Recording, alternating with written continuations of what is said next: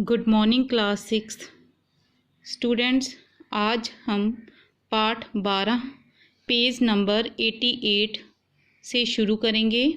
हमने यहाँ तक इस पाठ को अपनी पहली वीडियो में ख़त्म किया था। आगे हम पेज नंबर 88 से यहाँ से पाठ शुरू करेंगे। यह तो तुम जानती ही हो कि यह धरती लाखों करोड़ों वर्ष पुरानी है और बहुत दिनों तक इसमें कोई आदमी ना था। आदमियों के पहले सिर्फ जानवर थे और जानवरों से पहले एक ऐसा समय था जब इस धरती पर कोई जानदार चीज़ ना थी। आज जब यह दुनिया हर तरह के जानवरों और आदमियों से भरी हुई है, उस ज़माने का ख्याल करना भी मुश्किल है जब यहाँ कुछ ना था। लेकिन विज्ञान जानने वालों और विद्वानों ने, जिन्होंने इस विषय को खूब सोचा और पढ़ा है, लिखा है कि एक समय ऐसा था जब ये धरती बेहद गर्म थी और इस पर कोई जानदार चीज़ नहीं रह सकती थी। और अगर हम उनकी किताबें पढ़ें और पहाड़ों और जानवरों की पुरानी हड्डियों को गौर से देखें तो हमें खुद मालूम होगा कि ऐसा समय ज़रूर रहा होगा। तो इसमें जो लेखक हैं वो क्या बता रहे हैं आगे, कि वो अपनी पुत्री को पत्र के द्वारा आगे बताते हैं कि तुम शायद ये जानती हो कि ये हमारी जो धरती है वो कितने वर्ष पुरानी है, मतलब लाखों करोड़ों वर्ष पुरानी है और बहुत दिनों तक।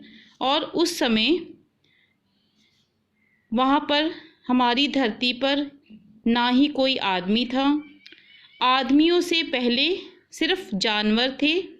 ऐसा समय था कि उस समय धरती पर कोई भी आदमी नहीं थे और आदमियों से पहले जानवर थे सिर्फ। और जानवरों से पहले भी एक ऐसा समय आया था जब इस धरती पर कोई जानदार चीज़ ना थी। जानदार मतलब सजीव या कोई भी जिंदा चीज़ नहीं थी।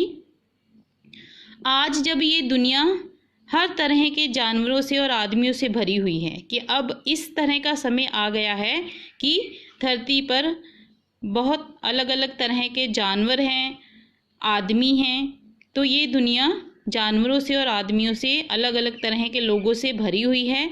तो जब हम उस समय के बारे में सोचते हैं, उसका ख्याल करते हैं, तो उसके बारे में बताना मुश्किल होता है, कठिन होता है कि उस समय का समय जो था वो कैसा था। लेकिन अब विज्ञान जो है, साइंस को जानने वाले जो हैं, विज्ञान को जानने वाले और विद्वानों ने, विद्वान मतलब जो पढ़े लिखे लोग हैं, जिन्होंने इस विषय को अच्छी तरह से समझने की कोशिश की, इसके बारे में अच्छी तरह से पढ़ा कि उस समय धरती कैसी थी, वहाँ पर क्या कुछ था। तो इस विषय को उन्होंने अच्छी तरह से समझा और उसे अच्छी तरह से पढ़ने की कोशिश की कि एक समय ऐसा था जब ये हमारी धरती जो थी वो बेहद बेहद मतलब बहुत अधिक क्या थी, गर्म थी और इस पर कोई भी सजीव चीज़ या जिंदा चीज़ वहाँ पर नहीं रह सकती थी। और अगर हम उस समय की किताबें वगैरह पढ़ें या अब किताबों में पढ़ें तो हमें पता चलता है कि पहाड़ों और जानवरों की पुरानी जो भी चीज़ें हैं उनको गौर से मतलब ध्यान से हम देखें, किताबों के द्वारा उनके बारे में जानकारी प्राप्त करें, तो हमें खुद मालूम होगा कि उस समय वो कैसा समय रहा होगा। आगे तुम इतिहास की किताबों में ही पढ़ सकती हो। नेहरू जी आगे क्या बता रहे हैं, अपनी पुत्री से कहते हैं कि तुम हमारे जो इतिहास की लिखी हुई किताबें हैं उनसे तुम्हें पता लग सकता है, लेकिन पुराने ज़माने में तो आदमी पैदा ही नहीं हुआ था, फिर किताबें कौन लिखता।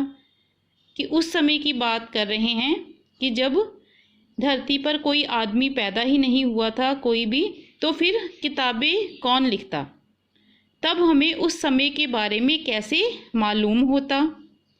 यह तो नहीं हो सकता कि हम बैठे बैठे हर एक बात सोच निकालें। ये बड़े मज़े की बात है,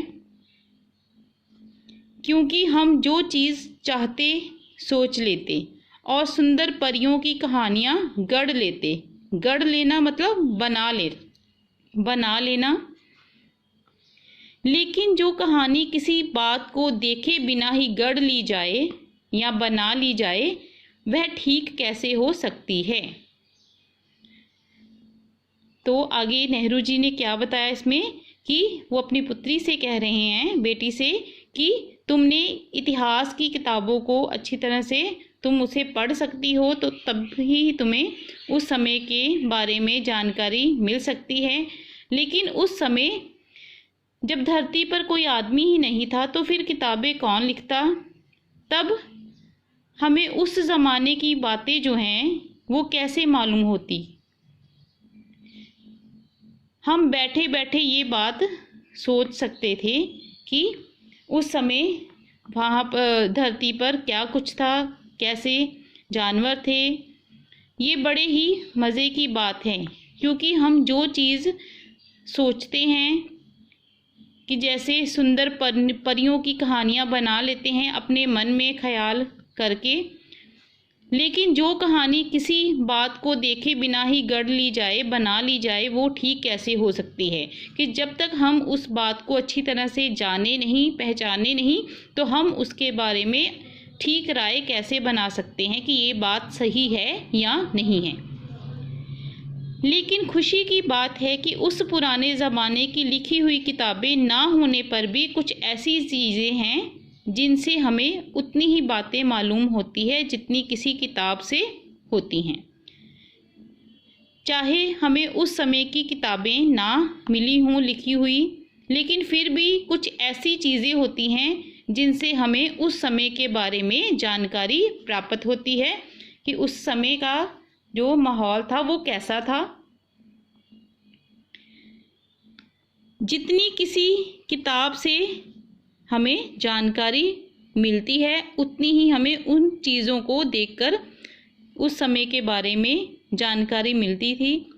ये पहाड़, समुद्र, सितारे, नदियाँ, जंगल, जानवरों की पुरानी हड्डियाँ और इसी तरह की और भी कितनी ही चीज़ें हैं जिनसे हमें दुनिया का पुराना हाल मालूम हो सकता है। मगर हाल जानने का असली तरीका ये नहीं है। नेहरू जी क्या बता रहे हैं कि अगर हमें किसी के बारे में, कहीं किसी समय के बारे में जानकारी प्राप्त करनी है, तो उसके बारे में पता लगाने का सिर्फ ये ही एक सही तरीका नहीं है कि हम उस समय के चीज़ों के बारे में जानें, उसके बारे में उन्हें पहचानें। हम केवल दूसरों की लिखी हुई किताबें पढ़ लें, बल्कि खुद संसार रूपी पुस्तक को पढ़ें। सिर्फ यही नहीं कि दूसरे लोगों ने, जो उस समय के लोगों ने जो भी किताबें लिख कर रखी हैं, जो इतिहास में जो कुछ भी हुआ है उसके बारे में हम जब किताबों से पढ़ते हैं, तो सिर्फ वही ज़रूरी नहीं है, हमें संसार की पुस्तक को भी अच्छी तरह से पढ़ना होगा कि दुनिया में क्या कुछ हो रहा है, हर देश में, हर जगह पर, हर शहर में क्या कुछ हो रहा है, उसके बारे में भी हमें पूरी जानकारी होनी चाहिए। मुझे आशा है कि पत्थरों और पहाड़ों को पढ़कर तुम थोड़े ही दिनों में उनका हाल जानना जाओगी। सोचो कितनी मज़े की बात है कि एक छोटा सा रोड़ा जो है, एक छोटा सा जो पत्थर है, जिसे तुम सड़क पर पहाड़ के नीचे पड़ा हुआ देखती हो, वो भी शायद संसार की पुस्तक का एक छोटा सा पृष्ठ हो। शायद उससे तुम्हें कोई नई बात मालूम हो जाए। शर्त यही है कि तुम्हें उसे पढ़ना आता हो। तो इसमें क्या आगे बताया है कि एक छोटा सा जो रोड़ा है या छोटा सा जो पत्थर है, वो भी अपनी कहानी बताता है कि वो किस तरह का है। शायद तुम संसार की पुस्तक का इसे एक छोटा सा पेज समझ लो जिससे तुम्हें पता लग जाए कि तुम्हें उसे किस तरह से पढ़ना होगा, उसके बारे में कैसे जानकारी प्राप्त करनी होगी। तो बेटा आज हमने यहाँ तक इस पाठ को ख़त्म किया है। पेज नंबर 88 तक ही इस पाठ को किया है। आगे का पाठ हम अगली वीडियो में करेंगे। Thank you.